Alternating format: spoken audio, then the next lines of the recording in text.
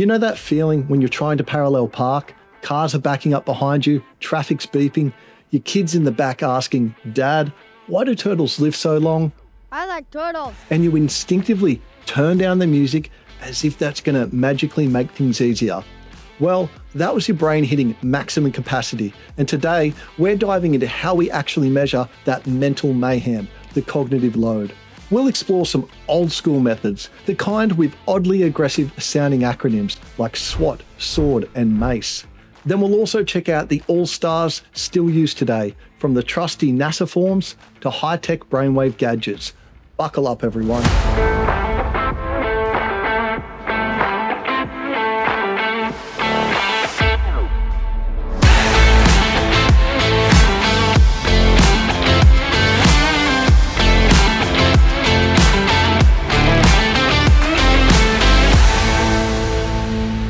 Welcome back, everyone, to another episode of ErgoBytes. Let's kick it off and get into today's episode, measuring cognitive load from obscure acronyms to brainwaves. Before NASA TLX became the Beyoncé of workload measures, researchers tried all sorts of techniques.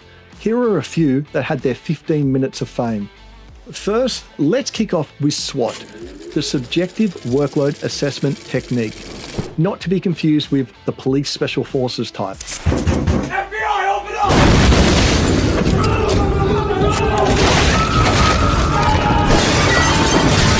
SWOT was an early attempt to quantify mental workload by breaking it into 3 dimensions: time load, mental effort, and stress. Think of it as rating how rushed you feel, how hard you're thinking, and how much stress you're under, each on a low to high scale. Sounds reasonable, right? The catch? Using SWOT is like working with flat pack furniture. That's one fine looking barbecue pit. Why doesn't mine look like that?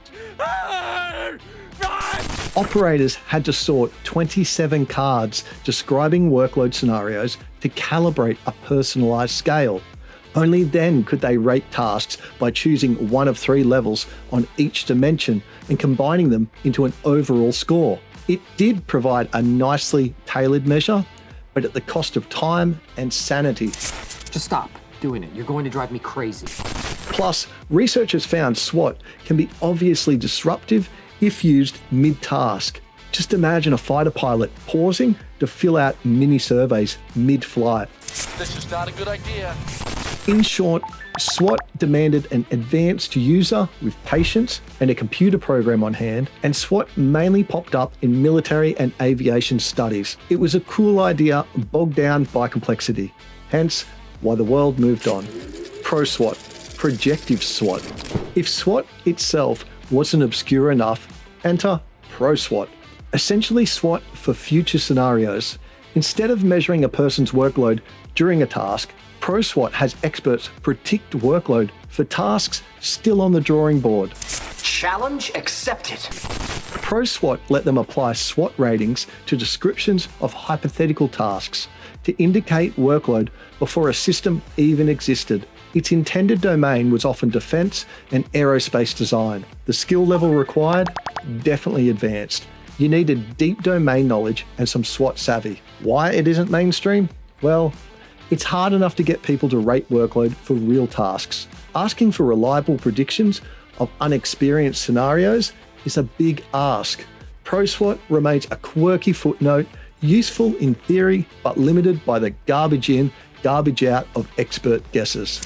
Wow, this is garbage. SWORD, subjective workload dominance. An even rarer bird. SWORD came about in the early 90s as a different spin on subjective workload. Instead of rating on scales, you compare pairs of tasks and decide which one feels more demanding over and over, building a judgment matrix that yields an overall workload ranking. It's like a round-robin tournament of tasks. You keep picking winners. Task A was tougher than Task B until a champion workload score emerges. I will be your champion. The idea was to reduce the mental effort of absolute ratings. Just pick which was harder. SWORD was tested as a predictive tool too, having one group predict which of 2 scenarios would be more workload to see if it matched another group's actual experience. It showed some promise in research, but never went mainstream, likely because it's somewhat abstract and not widely known. Useful perhaps in advanced research settings, but not something your average HF specialist would whip out. Plus, when NASA TLX was already easy and effective, why swing a sword? Let us gingerly touch our tips. Workload profile. Now this one is interesting and complex. The workload profile, introduced by Sang and Velasquez in '96, asks people to play budget allocator with their mental resources. After a task, you distribute 100 points across 8 dimensions of workload. These dimensions included things like visual processing, auditory processing, speech output, manual output, etc., etc. Essentially, you create a profile of which mental resources your task drain the most. For an example, a UAV pilot might say 30% of their effort went to visual processing, 20% to auditory, 40% to central cognitive processing, and so on, totaling 100. Whoa, slow down, egghead. What? The intended domain here was often aviation and complex systems where knowing the type of load matters. The skill level is advanced for both users and facilitators. Pros, it's diagnostic. It gives a nuanced picture of workload composition beyond a single score. Cons, it's cognitively demanding to do the ratings, somewhat time consuming, and validation has been limited. One study comparing workload profile to SWOT and NASA TLX found all 3 tools could agree sometimes, but workload profile wasn't clearly superior. It now lives on in research and human factors courses, but for everyday use, it's a bit of an overkill. It's now kind of a legacy tool that still appears in advanced ergonomic projects, but definitely not as popular as simpler scales. Who doesn't like me? So those are the OGs: SWOT, ProSWOT, SWORD, and the workload profile. Each a mouthful acronym, each with a clever approach, and each mostly collecting dust now. Why? In a nutshell, too complicated, too specific, or not validated enough. In the Wild West of cognitive load measurements, the simplest tools won out.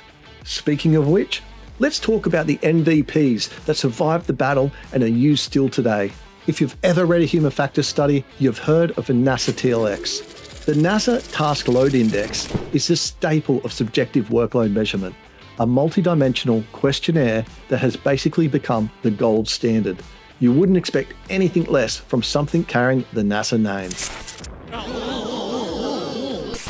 Developed in the 80s for aviation, it asked people to rate their experience on 6 subscales: mental demand, physical demand, temporal demand, performance, effort, and frustration.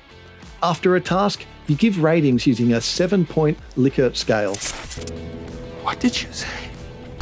Originally, NASA TLX started out with an additional weighting procedure, users comparing what matters more to their sense of workload, e.g. mental versus physical, to weight the factors. But honestly, in practice, many skip the weighting and just average the scores, the so-called raw TLX. Even unweighted, it works pretty well. Why it's loved? NASA TLX is easy to use and it's sensitive to differences in tasks.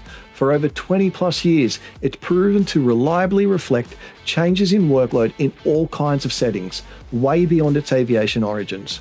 It's been used in healthcare, driving studies, interface design, military ops, you name it.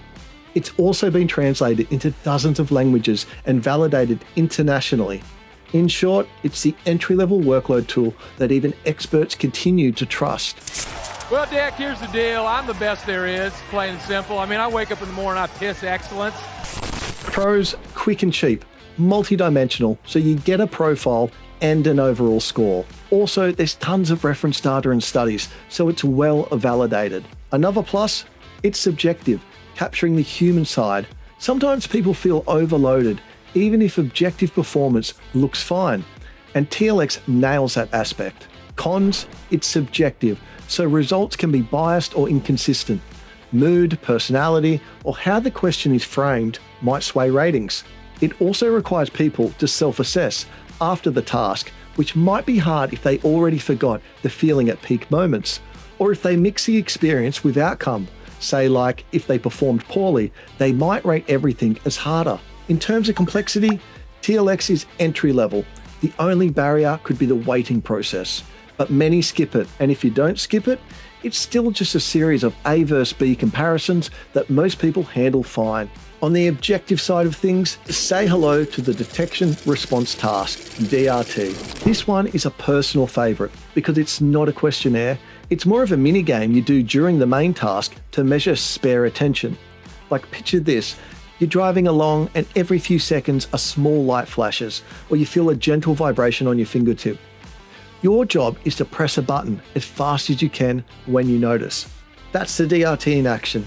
It measures how long you take to respond and how often you miss the signal, which indicates how taxed your brain is. So if you're super mentally busy, you'll be slower or even miss some signals. If you're chilling, you'll respond quick every time. I'm flexing my brain like crazy right now. Researchers love this because it gives an actual number that reflects cognitive load in real time. Pros, it's objective, based on behaviour, not introspection. It's also standardised. Believe it or not, the DRT has an ISO standard for use in assessing driver workload, ISO 17488. Another pro, the task is simple for participants to understand. Just press the button whenever the light appears, and you can run it with low-cost hardware. I've actually created just a thing for human engineered. I call it the Cognibox, and it's affectionately known as Charlie. This little bit of kit allows you to run the DRT by just plugging in a macro button and an LED. Once the test is complete, it will graph all the data instantly and drop it into a PDF report for further analysis. I've also programmed it to conduct an ATWIT in the same way, which we will cover soon, again giving an instant report at completion of the test. So what are the cons of DRT? The irony of the DRT is that to measure distraction, it adds a little distraction. In other words, it's a secondary task that can interfere slightly with the primary task. Complexity-wise, I'd rate DRT intermediate. You need to set up the equipment and ensure proper timing, and analysing reaction time data isn't hard, but does require some basic stats. Validation, tons of research, and that ISO standard back the DRT. The bottom line, DRT has earned its spot in the toolkit and is considered reliable for measuring attentional aspects of cognitive load. Alright, next up, the Modified Cooper-Harper Scale, MCH. This one's got some serious aviation street cred. Originally, the Cooper-Harper Scale was developed in the 60s for pilots to rate aircraft handling. Fast forward a couple of decades, and human factors folks realised it could be adapted to measure mental workload too. Thus, the modified Cooper-Harper Scale was born. So how does it work? Think of it like a quick mental check-in. You're guided through a decision tree that helps you land on a single workload score from 1 piece of cake to 10 absolute chaos. It's designed to capture that gut feel assessment of workload, fast, efficient, and operator-friendly. The reason it's still hanging on after all these years is it's easy and cheap to use. Just a decision tree on paper or on the screen. You're cheap. You are so cheap. It's particularly popular in aviation and defense. It's also especially useful in simulations or when you need a quick and dirty check without diving into multi-factor analysis. The pros, quick and simple to administer. One score captures overall workload and it correlates well with other methods like NASA TLX. Cons, it lacks diagnostic depth. No breakdown of why the workload is high, and it's best suited for tasks with clear success criteria. Skill level, entry level for operators, intermediate for analysis. When would you pick the MCH over, say, NASA TLX? Basically, when you want speed and simplicity, or when you're dealing with tasks where performance directly ties to workload. If you need more granularity though, NASA TLX still wins. Think of MCH as your quick gut check and NASA TLX as a detailed report. But in the end, you have to trust your gut. Next up, a domain-specific workhorse, ATWIT, the Air Traffic Workload Input Technique. If you're not an aviation human factors geek, you might not have heard of this one. It's essentially a unidimensional rating scale tailored for air traffic controllers. Controllers are periodically prompted, say every few minutes or at scenario checkpoints, to rate their workload on a numerical scale, often 1 to 10. It's like asking, how loaded are you right now, on a scale from totally chill to imminent breakdown.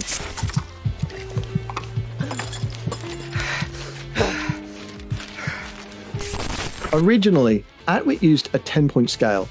Some later tried a 7-point version, but research found the 10-point gave more reliable results. Pros: simplicity, real-time insight, and minimal interruption. Cons: it's a very niche method. If you're not measuring air traffic control workload, you probably won't use Atwit. It just doesn't provide detail, unlike the TLX's breakdown. And although it's less intrusive than SWOT, any interruption can be risky in high workload moments. So researchers must time the queries carefully. Skill level to use is entry level for trained controllers, but intermediate for researchers, since you have to integrate it into the scenarios and ensure prompts are well timed and not missed. While Atwit isn't as famous as NASA TLX, in its domain it's quite standard. The FAA has used it in multiple studies and it's been refined since conception. Finally, let's venture into the high-tech realm. Welcome to the world of tomorrow! Why ask people to make them press buttons if you can directly read their brain? That's the promise of EEG-based workload measures. EEG, electroencephalography, involves sensors detecting electrical activity of the brain. Researchers have identified certain patterns, like changes in mid-range beta waves or theta band power, that correlate with mental workload. Pros: it's objective and continuous. You can get real-time data streams reflecting the user's cognitive state without interrupting them at all. EEG is also cool because it might catch workload changes that the person themselves don't realize or report.